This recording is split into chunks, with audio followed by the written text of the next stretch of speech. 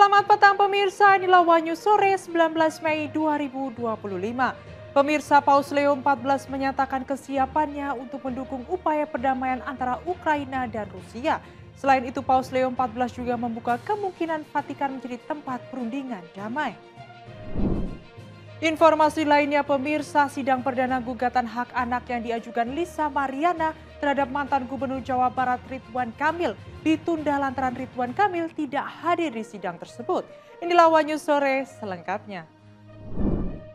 Badan Intelijen Militer Ukraina mengatakan Rusia berencana untuk melakukan peluncuran latihan dan pertempuran rudal balistik antar benua ICBM RS-24 Yars untuk mengintimidasi Kiev dan negara-negara NATO.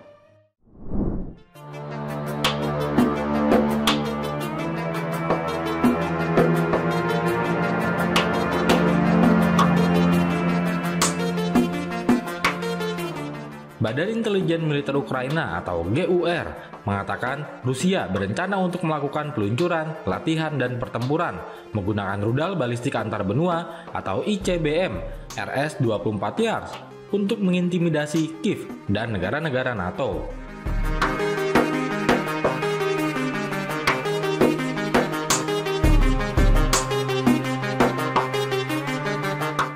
Peluncuran pada malam hari diperintahkan untuk dilaksanakan dari wilayah Sverdlovsk, Rusia, menurut GUR dalam sebuah pernyataan di aplikasi Telegram.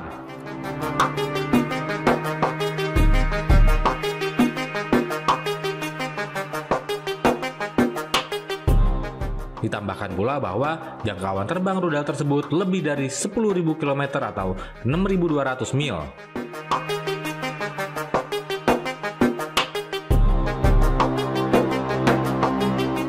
Rudal Rusia ICBM RS-24 mampu membawa hulu ledak nuklir.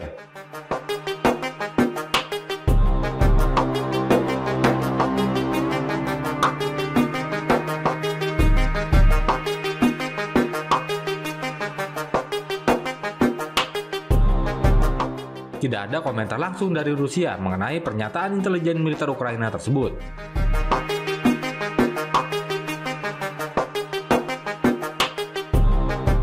Rusia tidak menjawab pertanyaan tentang rencananya untuk menguji peluncuran rudal nuklir, yang rinciannya diklasifikasikan sebagai rahasia militer, meskipun mengeluarkan pernyataan setelah peluncuran tersebut.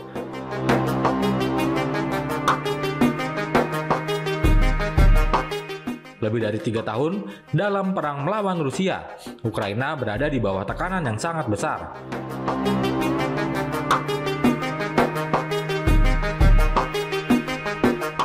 Karena Rusia mencari keuntungan garis depan di wilayah timur Ukraina, serta upaya diplomatik untuk mengakhiri perang sejauh ini tidak membuahkan hasil.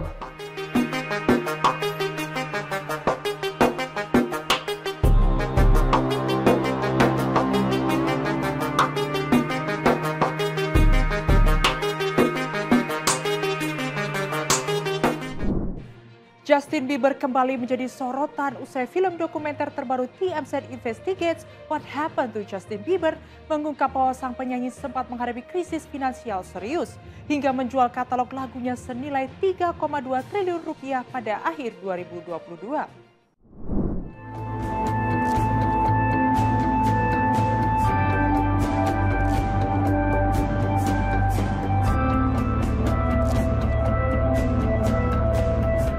Penyanyi Justin Bieber kembali menjadi sorotan setelah film dokumenter TMZ Investigates What Happened to Justin Bieber yang tayang di media streaming online menyoroti kondisi keuangannya.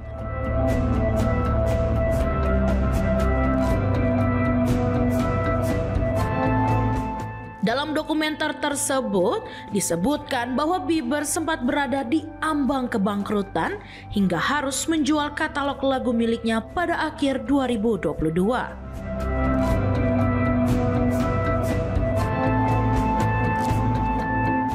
Pelantun lagu Baby itu diketahui melepas hak atas sekitar 300 lagu kepada Hipgnosis Song Capital dalam transaksi senilai sekitar 200 juta US dollar atau sekitar 3,2 triliun rupiah.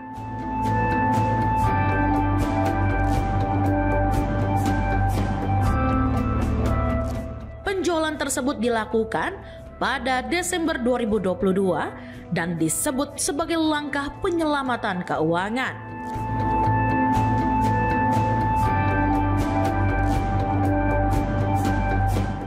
Produser eksekutif TMZ, Harvey Levin, menyebut bahwa meski sepanjang karirnya, Bieber telah menghasilkan ratusan juta dolar, tekanan finansial pada 2022 membuatnya terpaksa melepas aset berharga tersebut.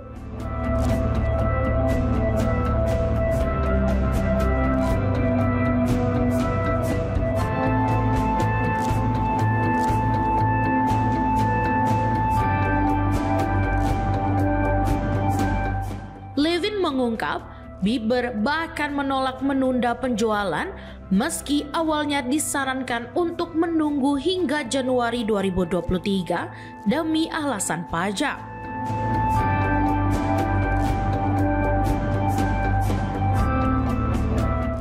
Dokumenter itu juga menyebutkan bahwa jika Tour Justice World Tour tidak dibatalkan, Bieber berpotensi memperoleh pendapatan tambahan hingga 90 juta US dollar.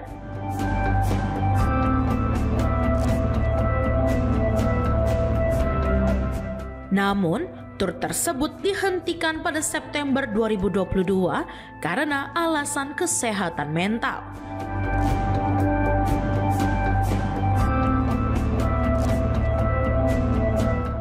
Sementara itu, laporan serupa sebelumnya diterbitkan oleh The Hollywood Reporter yang menyatakan bahwa Bieber tengah menghadapi tekanan keuangan dan utang akibat pembatalan tur.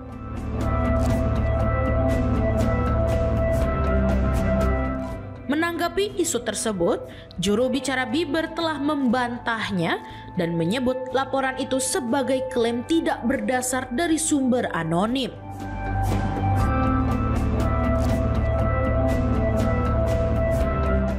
Hingga kini, belum ada pernyataan langsung dari Bieber mengenai kondisi finansialnya.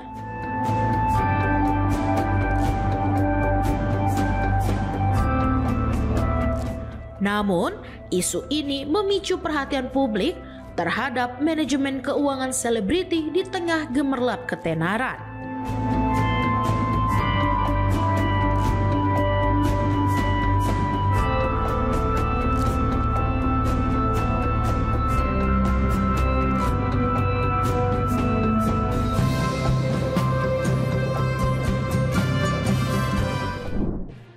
Nama Presiden ke-7 RI Joko Widodo santer disebut maju dalam pencalonan Ketua Umum Partai Solidaritas Indonesia.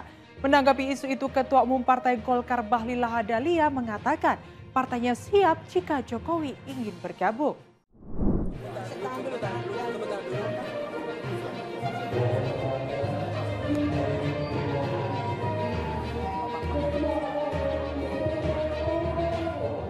Presiden ke-7 Republik Indonesia Joko Widodo atau Jokowi belakangan ramai dikaitkan dengan kursi Ketua Umum Partai Solidaritas Indonesia (PSI).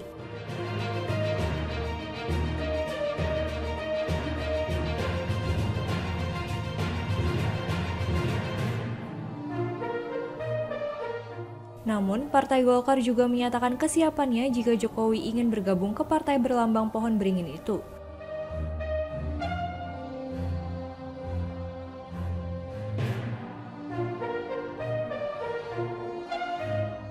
Pernyataan ini disampaikan Ketua Umum Partai Golkar Bahlil Lahadalia usai membuka musyawarah daerah Partai Golkar Daerah Istimewa Yogyakarta pada Minggu 18 Mei sore.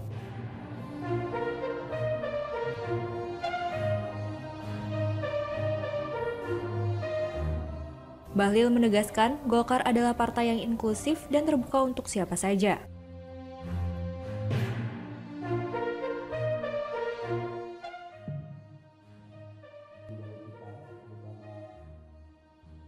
Ia menyebut Golkar satu-satunya partai tanpa sosok besar sehingga siapapun termasuk tokoh sekelas Jokowi dipersilakan bergabung.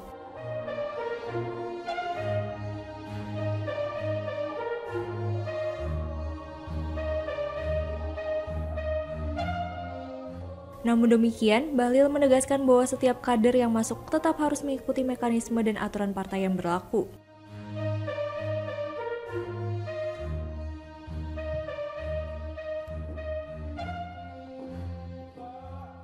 Partai Golkar ini adalah partai yang inklusif terbuka. Satu-satunya partai yang tidak ada bosnya negara, bosnya rakyat. Gitu.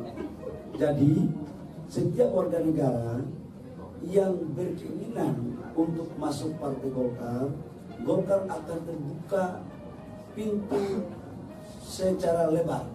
Jangankan pintu, jendela pun kita buka. Jangankan pintu dengan jendela, pagar halaman pun kita buka. Apalagi yang masuk tokoh besar. Oh, kami dengan senang hati kalau itu katakanlah ada tokoh-tokoh yang masuk, siapapun dia. Selama semuanya lewat proses dan lewat mekanisme partai, aturan partai. Ya, gitu. Baik, makasih ya.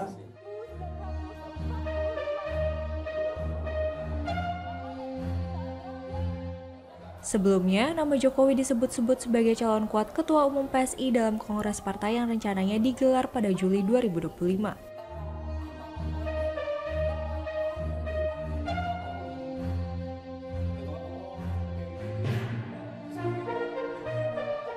Menanggapi isu tersebut, Jokowi menyatakan masih mempertimbangkan dan menghitung peluang untuk maju dalam bursa kepemimpinan partai tersebut.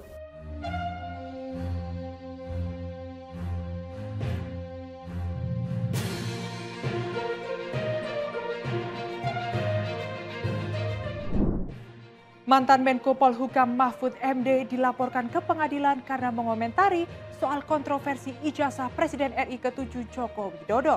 Pelapor menilai bahwa pernyataan Mahfud MD dapat mempengaruhi keputusan pengadilan.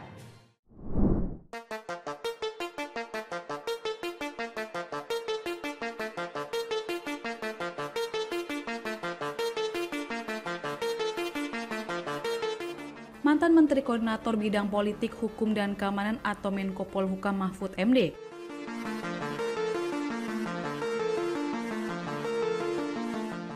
dilaporkan ke pengadilan karena mengomentari soal kontroversi ijazah Presiden RI ke-7 Joko Widodo atau Jokowi. Pelapor yakni Muhammad Taufik, sosok advokat yang juga menjadi penggugat ijazah Jokowi.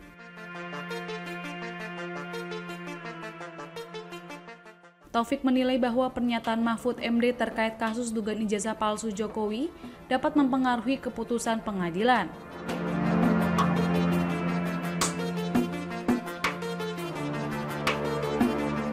Dalam seminar nasional FHUII 24 April 2025, Mahfud menjelaskan posisi penggugat ijazah palsu Jokowi lemah.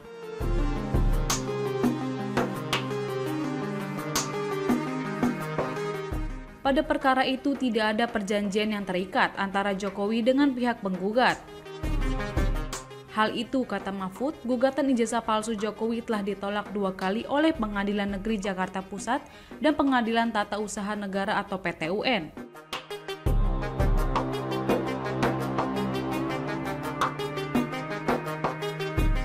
Menanggapi soal Mahfud, Taufik menegaskan gugatan yang dia ajukan bukanlah gugatan wan prestasi, meskipun Mahfud MD menilai sebaliknya.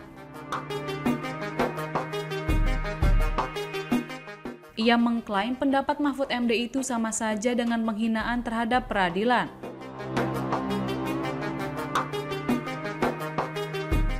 Menurut Taufik, seharusnya Mahfud tidak memberikan pendapat itu karena gugatan tersebut belum sepenuhnya selesai.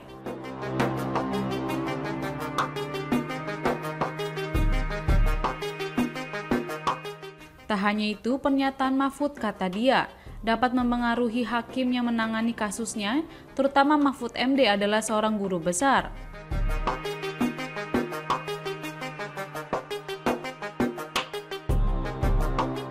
Oleh sebab itu, Taufik mengaku khawatir bahwa hakim-hakim tersebut akan terpengaruh oleh pendapat Mahfud MD.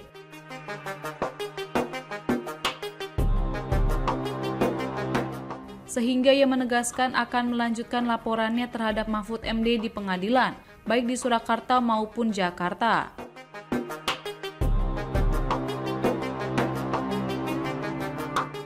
Diberitakan sebelumnya, kasus dugaan ijazah palsu Jokowi saat ini telah memasuki tahap mediasi untuk kedua kalinya.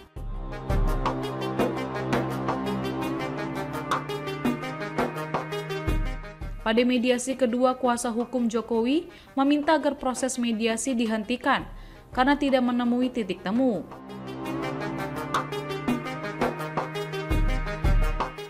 Jokowi menyatakan siap untuk melanjutkan kasus ini ke persidangan.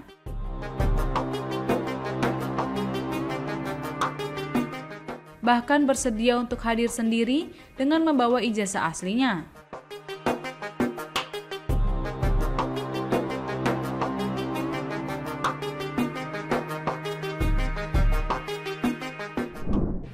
Sidang perdana gugatan hak anak yang diajukan Lisa Mariana terhadap mantan Gubernur Jawa Barat Ridwan Kamil digelar hari ini di Pengadilan Negeri Bandung.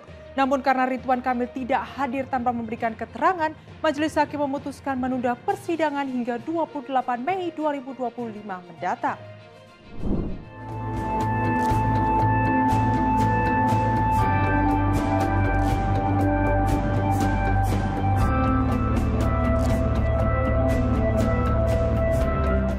Sidang perdana gugatan hak anak yang diajukan oleh selebgram Lisa Mariana terhadap mantan Gubernur Jawa Barat Ridwan Kamil resmi digelar di Pengadilan Negeri Bandung pada hari ini.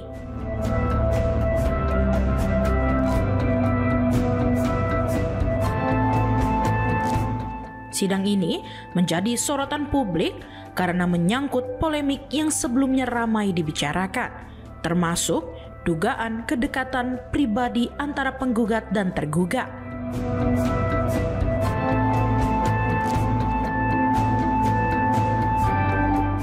Lisa Mariana hadir di pengadilan sekitar pukul 08.45 waktu Indonesia bagian Barat dengan didampingi tim kuasa hukumnya.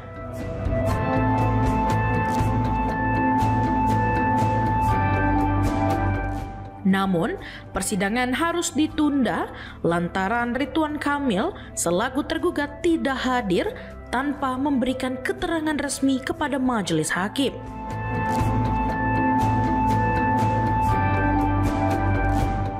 Majelis hakim kemudian memutuskan untuk menunda sidang dan menjadwalkan ulang pada tanggal 28 Mei 2025.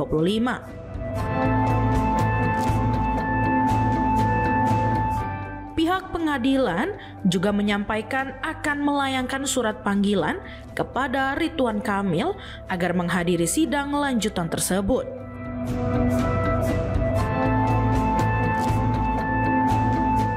Kuasa hukum Lisa Mariana, Markus Nababan, menyampaikan kekecewaannya terhadap ketidakhadiran pihak tergugat.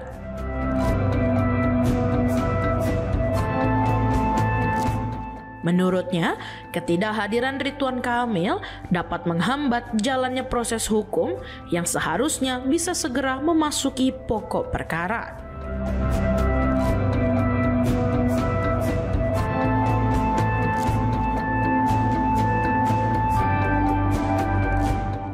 Selamat pagi rekan-rekan media yang saya hormati.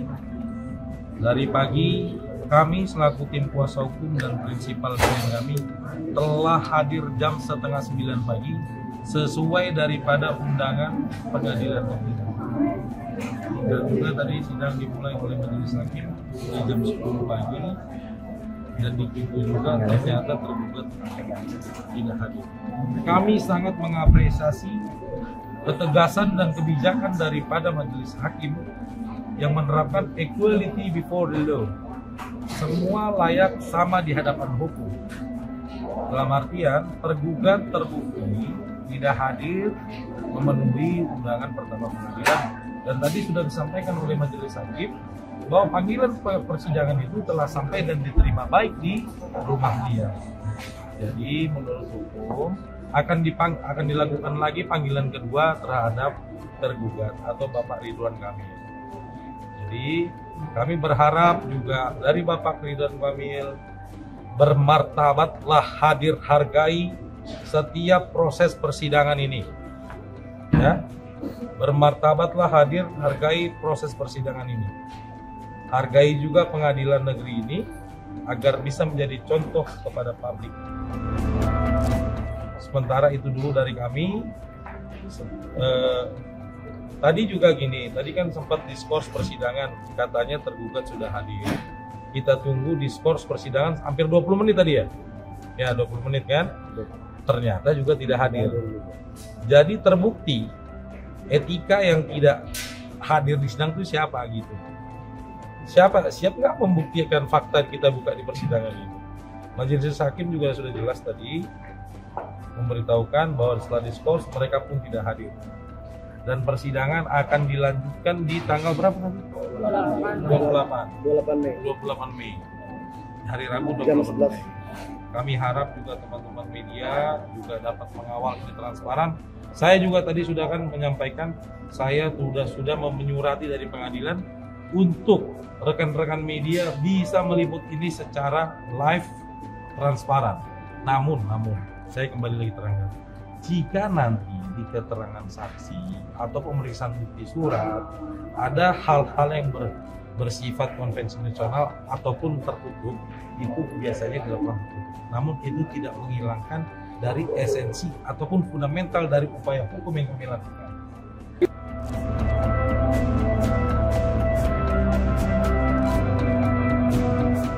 Lisa Mariana pun menyampaikan harapannya agar pada sidang berikutnya Ridwan Kamil dapat hadir di persidangan sehingga proses hukum terkait gugatan hak anak ini dapat segera dilanjutkan.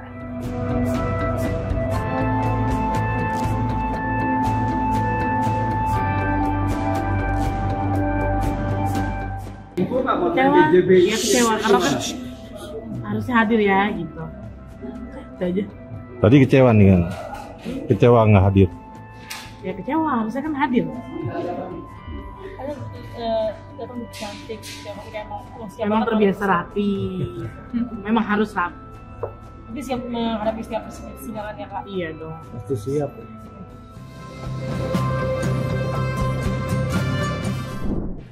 Paus Leo XIV menyatakan kesiapannya mendukung upaya perdamaian antara Ukraina dan Rusia, serta membuka kemungkinan Vatikan menjadi tempat perundingan damai, usai melangsungkan misa pelantikannya yang dihadiri pemimpin dunia dan ribuan umat di Vatikan.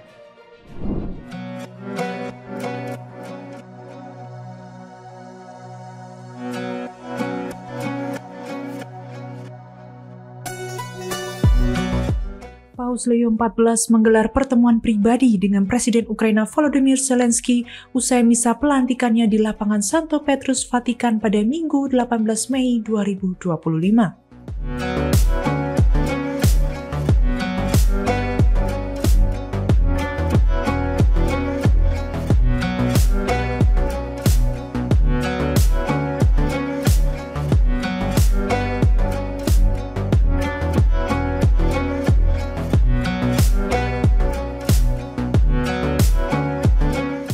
Dalam pertemuan tersebut, Zelensky menyampaikan apresiasi atas dukungan pemimpin baru Gereja Katolik itu terhadap Ukraina serta komitmennya dalam menyerukan perdamaian yang adil dan berkelanjutan.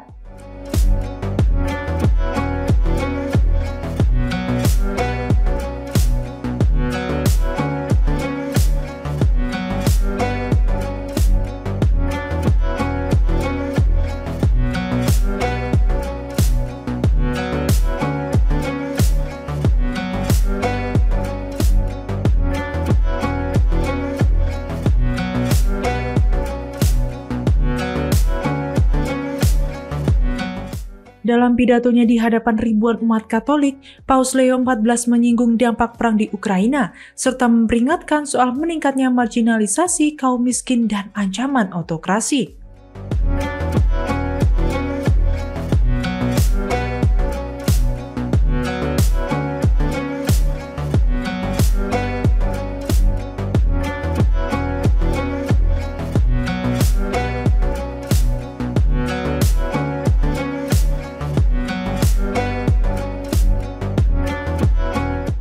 Ia juga menyampaikan kesiapan Vatikan menjadi wadah bagi perundingan langsung antara Ukraina dan Rusia.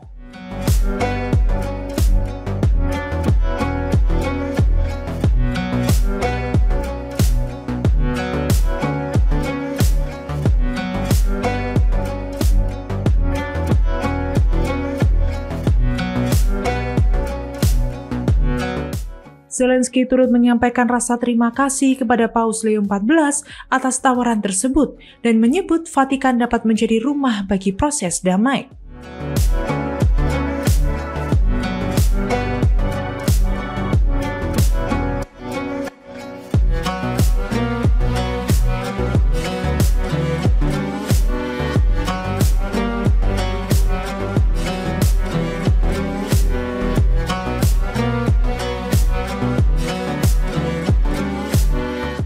Sebelumnya, Paus Leo XIV telah menyampaikan kesediaannya menjadi penengah setelah Presiden Rusia Vladimir Putin menolak tawaran pertemuan dari Zelensky di Turki.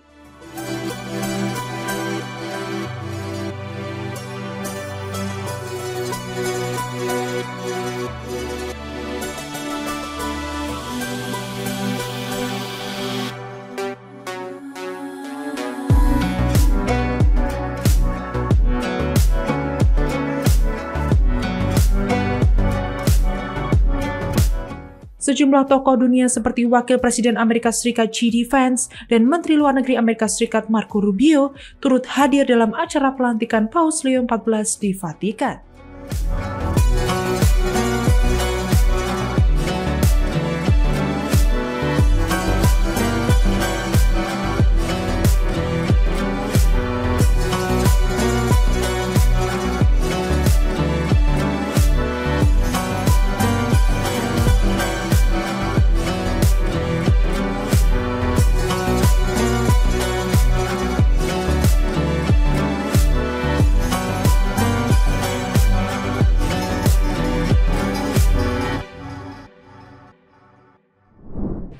Sebanyak 10 narapidana melarikan diri dari penjara Orleans, Paris, New Orleans, Amerika Serikat pada Jumat dini hari. Usai melarikan diri, para narapidana tersebut bahkan memberikan ledekan kepada petugas yang sedang berjaga.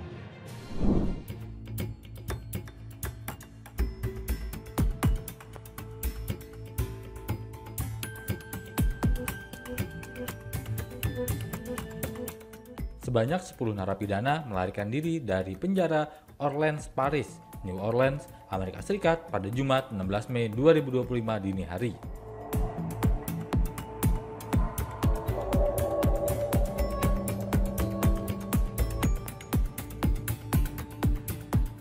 Usai melarikan diri, para narapidana tersebut bahkan memberikan ledekan kepada petugas yang sedang jaga.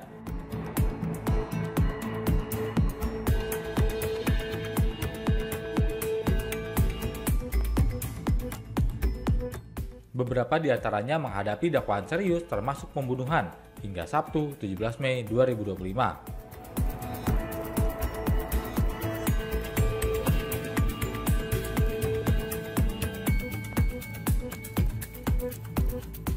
Baru 1 orang yang berhasil ditangkap kembali, sedangkan 9 lainnya masih buron. Aksi pelarian tersebut terungkap saat petugas melakukan perhitungan api rutin pada pukul 8.30 waktu setempat.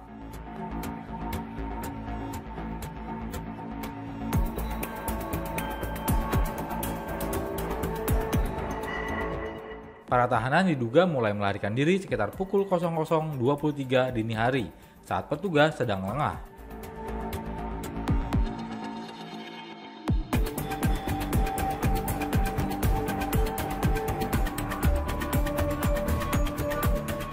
Menurut keterangan kantor Sheriff, para narapidana memulai pelarian dengan merusak pintu geser sel hingga terlepas dari rel.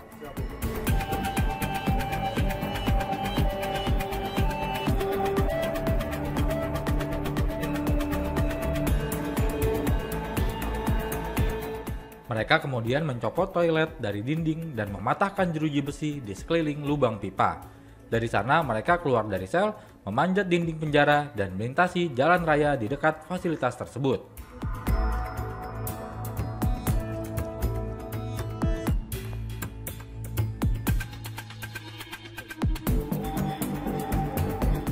Foto dari lokasi menunjukkan lubang dinding dengan potongan jeruji rapi yang diduga menjadi jalan kabur.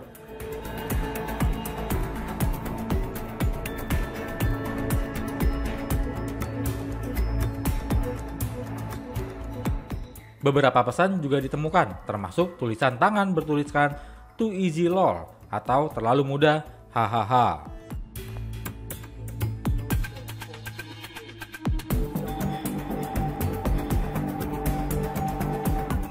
Seorang petugas penjara menyebut pelarian ini tidak mungkin dilakukan tanpa bantuan pihak dalam.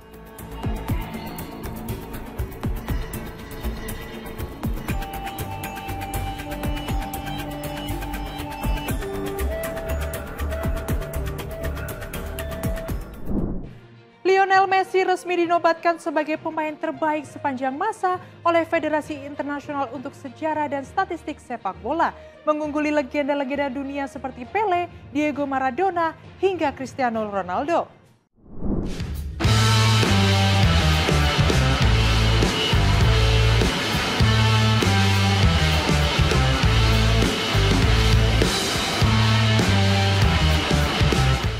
Lionel Messi dinobatkan sebagai pesepak bola terbaik sepanjang masa versi Federasi Internasional untuk Sejarah dan Statistik Sepak Bola.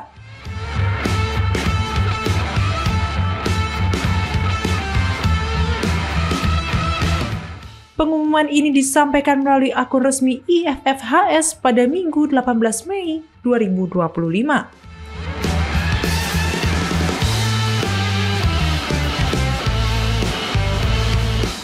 Messi berhasil mengungguli sejumlah legenda besar seperti Pele, Diego Maradona, Johan Cruyff, hingga Franz Beckenbauer.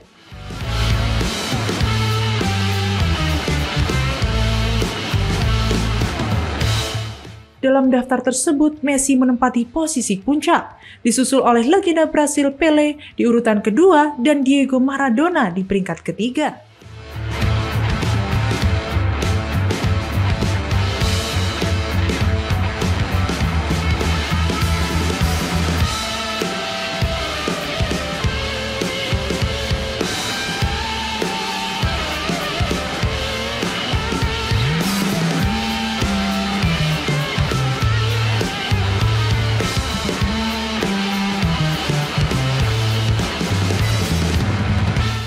Cristiano Ronaldo yang sering dibandingkan dengan Messi berada di posisi keempat, sedangkan legenda Belanda Johan Cruyff melengkapi posisi 5 besar.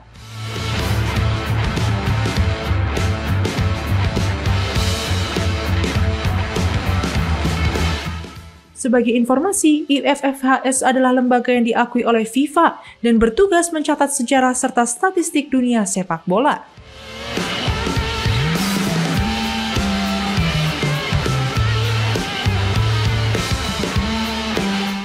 Organisasi ini didirikan pada 27 Maret 1984 di Leipzig, Jerman oleh Alfredo Pogge.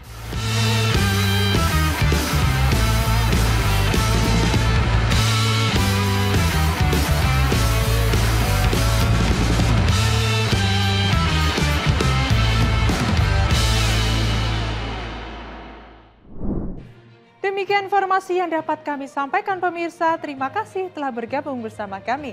Saya Katarina Amelia dan seluruh tim yang bertugas mengucapkan sampai jumpa di One News sore berikutnya. Setiap Senin sampai Jumat pukul 19 hanya di kanal YouTube TV One News Go.